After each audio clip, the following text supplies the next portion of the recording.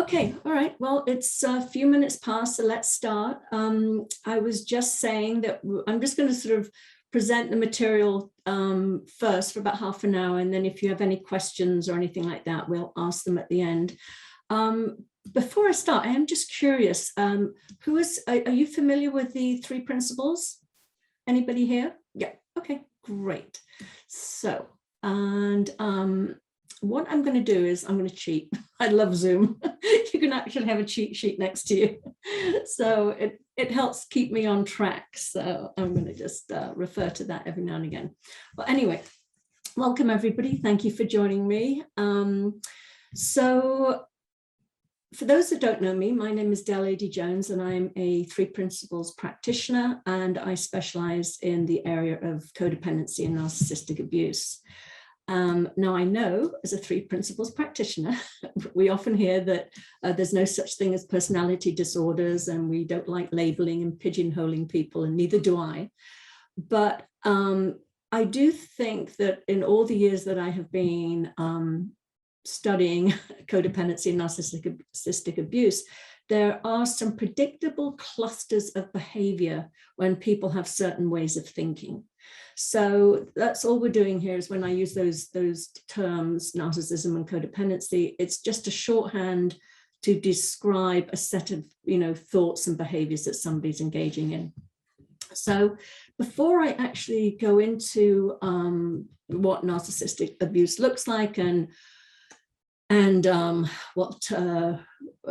to get out of it, basically, I'd like to just give a little sort of refresher for those people that might not be familiar with what narcissistic personality disorder looks like.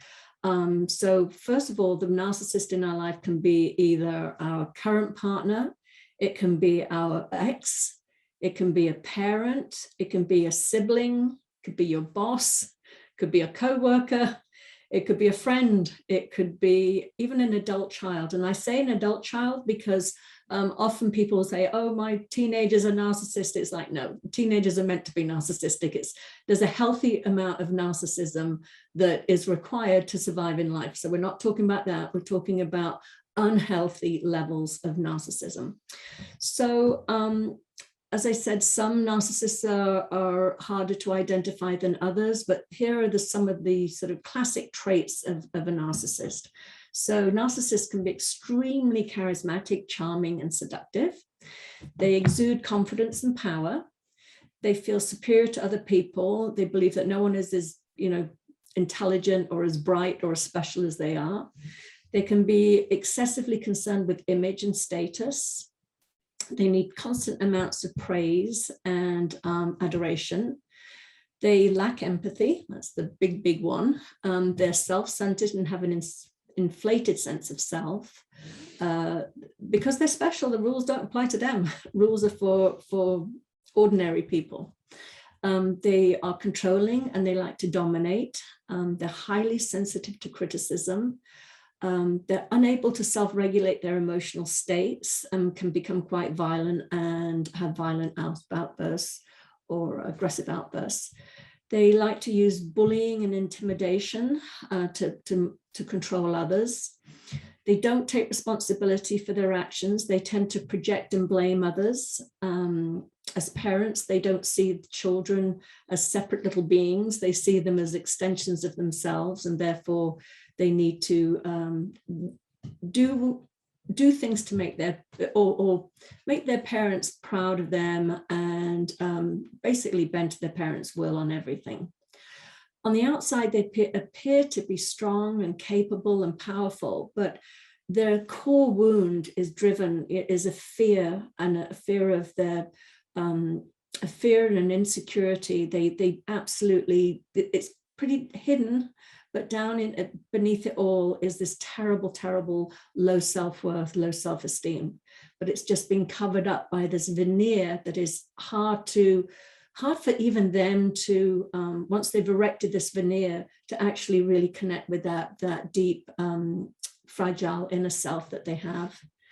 So being in a relationship with a narcissist is very challenging, as we all know. And so here are some of the classic signs of narcissistic abuse and the progression, because you know, we don't know what we're getting into when we first meet a narcissist. As I said, they're usually very charming and seductive and, you know, charismatic. You want to be around them.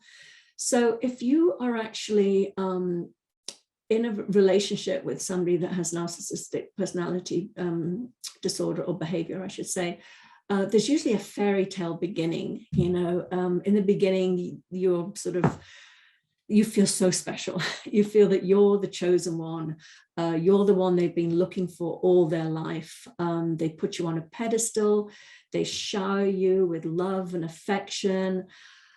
And that's the start. So, you know, most of it, who doesn't want to be adored and seen as special and treated that way? So that's how the relationship often begins. And then the criticizing and the belittling starts to come in. Just slowly but surely, you know, there'll be just a little sort of little comment here and a little comment there. But it just over time, and often quite quickly, as I say, after that first sort of honeymoon period of about 3 months or so, it can become quite sort of really disturbing, the criticism. And that's the beginning of that sort of what I call the intermittent reinforcement. It's that sort of on the pedestal, off the pedestal. You know, it's they criticize you and then they shower you with affection. And that sort of on the pedestal, off the pedestal can, that's where that trauma bonding starts to take place. It's similar to the Stockholm syndrome, which comes from that sort of bank robbery in the 70s, I think it was, obviously in Stockholm, where the bank robbers held captive some of the tellers. And in a very, very short period of time, I wish I knew exactly how long it was, but just a few days, the bank tellers had bonded with the aggressor because of that intermittent reinforcement. At one point, they showed power and control, and the next minute they showed sensitivity and care. And that sort of cognizant dissonance that happens in that, it's like you can't get your brain around it. So you become vulnerable and you become trauma bonded to the person. So as I said, okay, so if they feel at any point that they may have been a little too harsh and they might lose you, that's when they call what we call the sort of love bombing again comes back in, or the hoovering, where they try and win you back. And they promise to sort of never do that again. They're never going to hurt you. They're not going to be so critical. And so you sort of, again, it's that sort of rebonding. They tend to absolutely want to dominate and control. They are control freaks. They will often use love as a form of control and punishment. You know, they will withhold love and then shower you with love. And this can happen as early as, you know, in childhood with a parent that, you know, some of them very innocently, not a narcissistic parent necessarily, but just to sort of have you behave yourself. They punish you by holding their affection so that you'll grow up into this upstanding young, you know, citizen. And it creates that sort of like thing in you where you don't feel secure. It's a lack of secure bonding. You're seeking approval all the time. So a narcissist can do that too. They withhold love to punish you. They can sulk for days, not talk to you until you behave yourself and start doing what they want you to do. They can, money is another way of control. If you're in a relationship with a narcissist, often financial, you might not know what's going on financially in your relationship, or they can just make sure you're not financially independent in the relationship. So they have the upper hand and the control. They are master manipulators. They twist what you say. You'll often say something and then all of a sudden it's like they're accusing you of doing what you've just suggested that they might be doing. And it can create that sort of like, you think you feel like you're living inside a tumble dryer. You can't think straight. They twist things twist things around, and they'll accuse you of abusing them. They'll accuse you of being narcissistic. They'll say that it's your fault that they behave the way they do. which is they don't take responsibility for anything they've done. They can use bullying and intimidation. It's their way or the highway. Their needs are the only needs that matter, and they have to come first. You'll find yourself walking on eggshells, terrified of saying the wrong thing, never knowing when the next explosion is going to happen, or the emotional outburst, or the rage, or the name calling. They will engage in gaslighting, which again, it comes from a movie Gaslighting, where I think it was the husband slowly but surely started, tampering with the lighting in their apartment. It was an old movie, black and white movie, and I think it was in the 50s. And the wife would say, "Oh, the lights are going funny," and the husband would say, "Well, what are you doing? You're imagining it. There's nothing's changing with the lighting." So that's what can happen. So you can actually see something. It can be right in front of your nose. It's like indisputable. And they will tell you you're going crazy and you've imagined it. And they're so good at this that you end up doubting yourself, which is, to me, probably one of the most painful things about being in a relationship with a narcissist. You end up thinking you're going crazy. And you're so vulnerable at some point, and that belief that, there's something wrong with you, you're more bonded to them. You tend to stay in the relationship longer.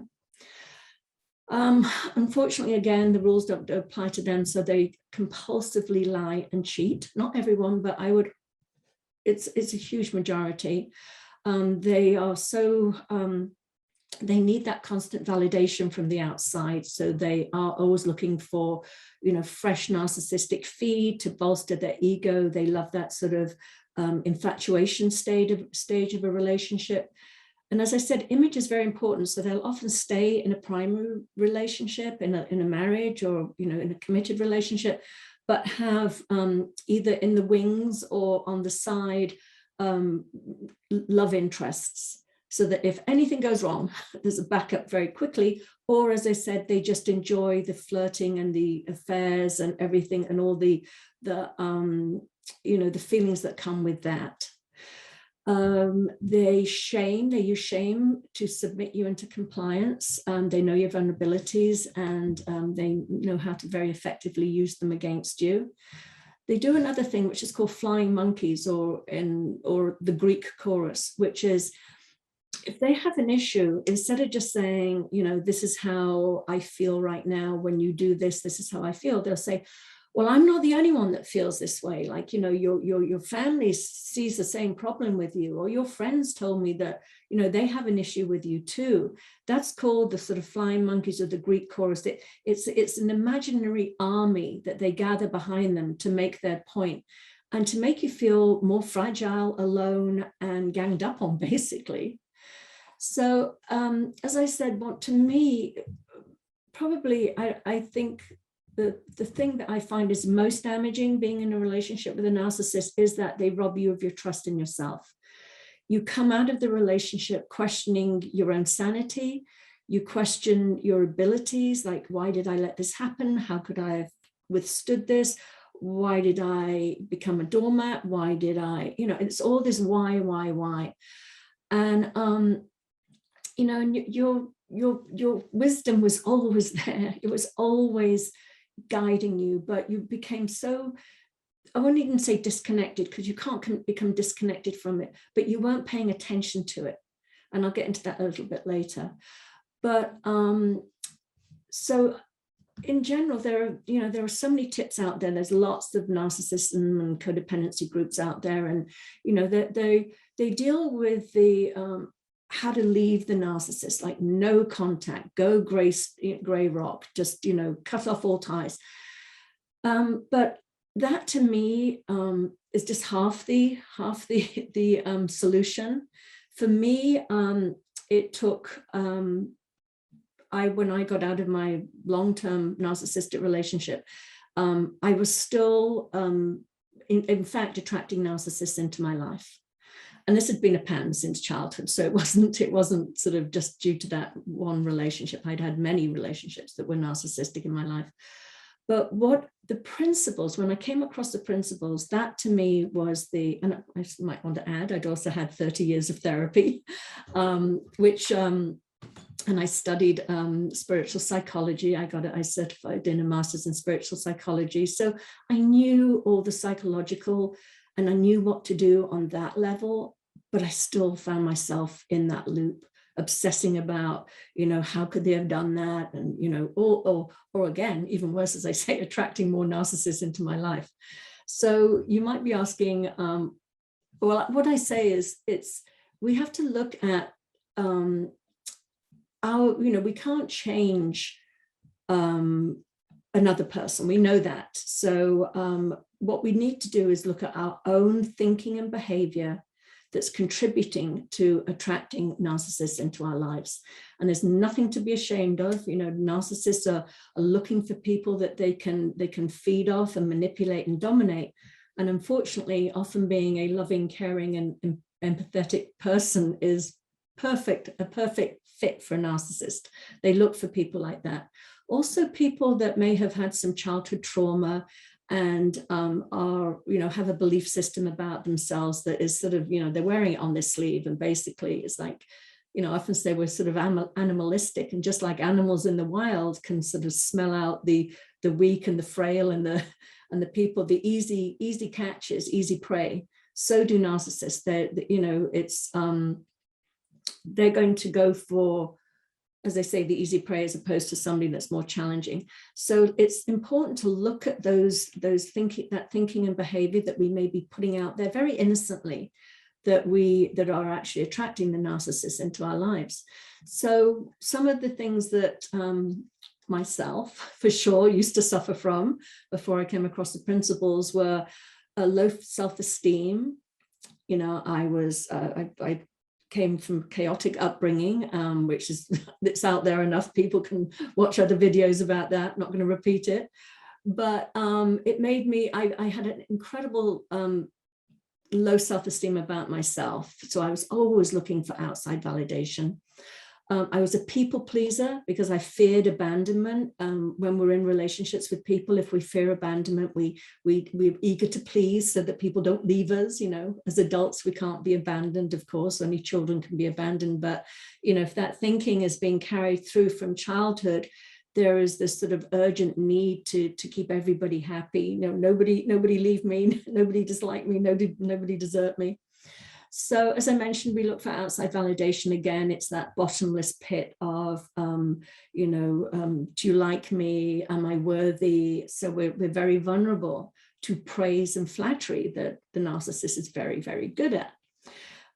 We tend, again, if we've come from a traumatic childhood, we tend to sort of settle for crumbs in our life. We're very grateful for whatever we get. So again, that intermittent reinforcement, when we get the praise we're so craving, we'll go into denial about the abuse part. Again, if we grew up with a narcissistic parent, we're used to negating our own needs and taking care of the narcissist in our lives. It's sort of baked in the cake. That's how we grew up, and we're very, very good at it, and they can sense that. We have weak boundaries, and again, that's that fear of abandonment. We might have a boundary, it might be crossed, and we'll keep adjusting that boundary to sort of maintain the relationship. We often feel, again, this is around the abandonment thing. If we're useful to the other person, then we fear that that they're not going to leave us as much as if we weren't. So we tend to be rescuers. We tend to, find people that need us, that we feel more secure in a relationship where we're needed. We're afraid of being alone. So we'll, again, compromise our integrity and our authenticity just to sort of stay connected with somebody that's actually, abusing us. If we're also, type 8, this is, some people sort of like bristle at this and they think, no, I'm a, super powerful type A person. There's nothing wrong with me. Well, often people that are that type A personality, they don't like to give up. They don't give up on anything. So they won't give up on the relationship either. They just think with more work and more effort, they can change the other person and, make the relationship work. So if we're somebody that tends to give 150% instead of, the 100% that's required of us, that can keep us in those types of relationships. So if you answered yes to at least 5 of those above things, then you're probably suffering from codependency, and which was what I suffered from for many years until I came across the principles.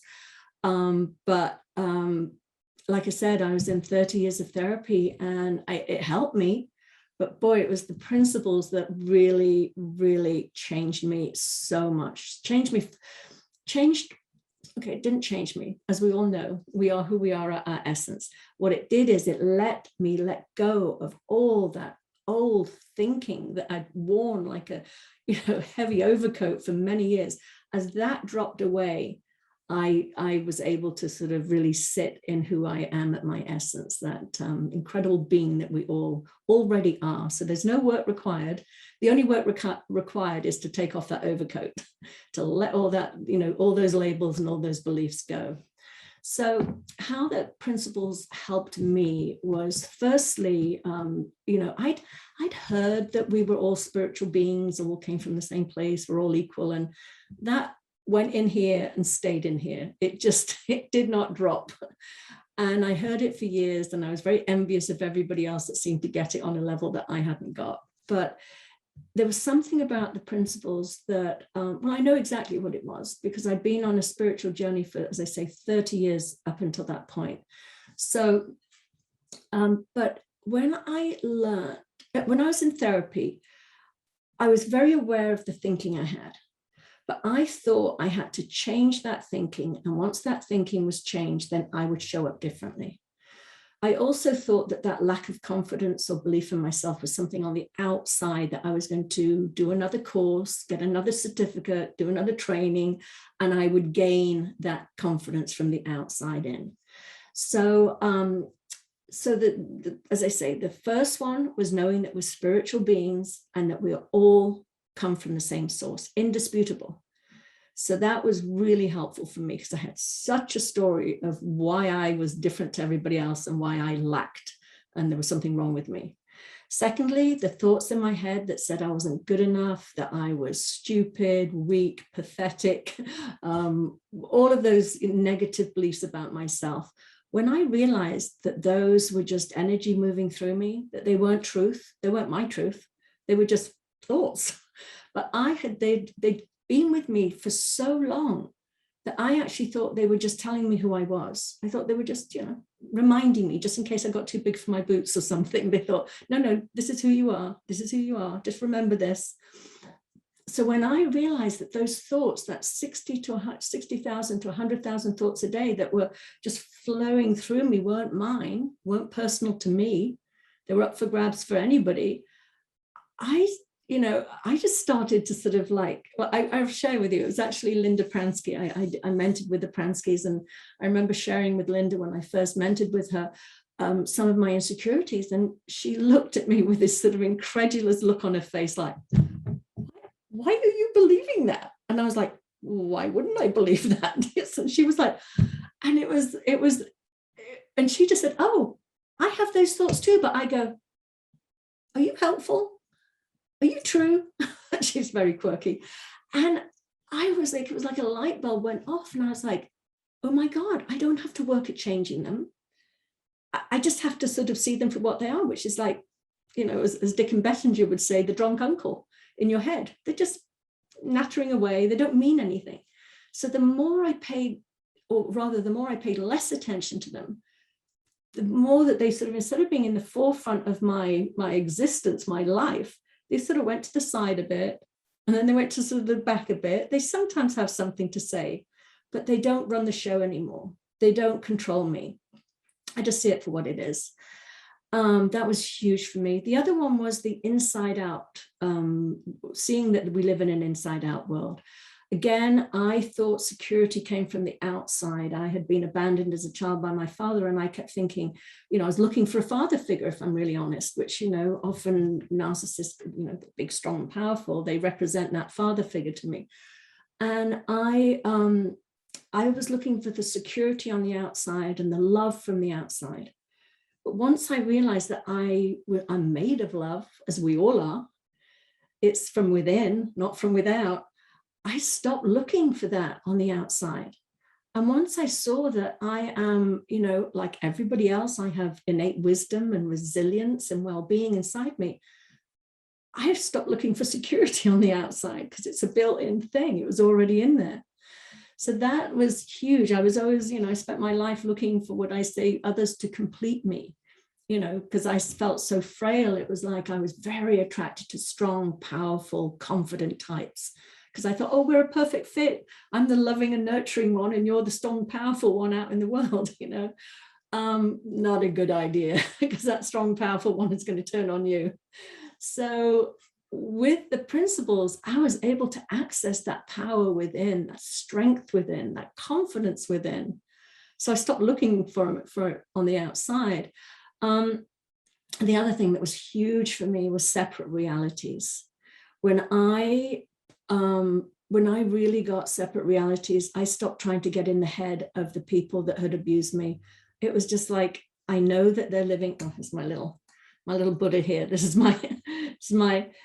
this Buddha in the snow globe that represents who we are at our center, that beautiful spiritual essence of who we are.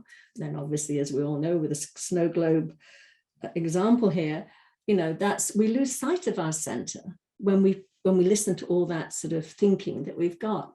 So separate realities, I realized that we all live in these little thought created bubbles. I mean, there isn't this reality out there that we're all looking at. It's our own little thought created bubble. So I stopped trying to get inside your bubble. It's like, your bubble is your bubble. You've got your thinking, made you do what you did. Doesn't make sense to me, but hey, I've got my bubble that I live in. So it freed me of obsessing about the other person, freed me of taking things personally. I realized the actions of the person that abused me they were just acting on their thinking. It made sense to them. It wasn't personal to me. They would have done it to anybody. So that was a huge one. The other one that was really, really important to me, and again, this thing here, when I learned to differentiate between my busy mind, my personal mind, and my wisdom. And a lot of my clients are like, well, how do you tell the difference? To me, it's the feeling, it's the quality of the thinking. If it's agitated, and if it's comes from fear and lack, and I often say the personal mind is, obsessed about the future, fear of the future, regrets about the past, comparison, we're all up here comparing ourselves, and in this state, there's this agitated quality to this, fearful quality, lacking quality. Whereas my wisdom is just a deep, deep, calm knowing. It's got a beautiful feeling to it. It feels loving, feels supportive, feels strong. It can come in different ways. It's not always sort of a whisper. Sometimes it's quite a loud voice that I hear almost like it's coming from the outside, but it's an unquestionable knowing. It's the only way I can put it. If we're questioning, should I, shouldn't I, we're usually up here. But when that's that deep sense of absolute, I know I should take this step. As hard as it might be, I know this is what I need to do. That's the wisdom speaking. In our personal minds, we'll have thoughts like, did I do all I could to make the relationship work? What if I left too soon? What if my partner was right? What if I am crazy? What if it is all my fault? Or what if I never find another person? Maybe this is as good as it gets. That's coming from here. Trust me, your wisdom would never say that to you. So, and that again, I think, as I said before, that's the part that breaks my heart more about people coming out of these abusive relationships, is that you don't trust your own wisdom. I often say it's like your brains are like scrambled egg. It'll take a while, but you will reconnect to really hearing that wisdom speak. So anyway, we're about at the half hour, 35-minute mark here. If you like what you've heard, this is just a little taster. I do offer a 6-week program where we go deeply into the, well, the first week is we go dive into the principles, because that's the foundation. That's everything stems from the understanding of the principles. So that's the first week. Second week, I go more into what narcissistic personality looks like. Third week, we go into, oh, the other way around, actually, sorry, codependency and narcissistic abuse on separate weeks. Then the following week, we talk about the narcissistic dance. There is a dance. There's a reason why, you attract each other. So recognizing the signs and everything about that. Then I do a week on should you stay or should you go? Because some people, especially if it's your parents or your job, you can't just leave. And some people, even because of financial reasons or children, stay in a narcissistic relationship. So there is no judgment. There is no, you have to get out. If you're choosing to stay, number one, don't try and change your partner. They're not likely to change. So that one's the first thing. But there are ways that you can stay in a relationship with the least amount of damage to yourself and other people, if you choose to do that. And if you choose to leave, then the final week is about how to go into a new relationship with a strong foundation, the foundation again from the principles, and build a healthy, loving, respectful relationship. So if you're interested, the early bird special ends this evening. It's a $50 saving if you sign up today, and you can go on my website and check that out at Adey-Jones.com. Well, thank you, everyone. That was really wonderful. I'm so glad you joined me, and I look forward to seeing you in the future. Thank you so much. Bye-bye.